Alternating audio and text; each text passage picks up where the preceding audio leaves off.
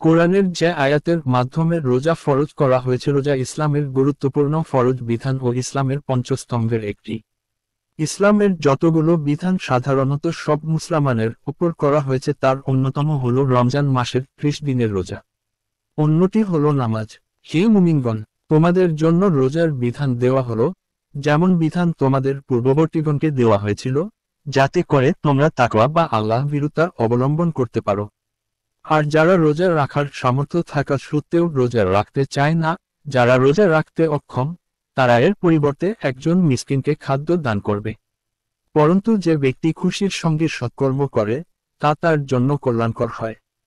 আর যদি তোমরা রোজা রাখো, তাহলে তা তোমাদের জন্য বিশেষ কল্যাণের, যদি তোমরা উপলব্ধি করতে পারো।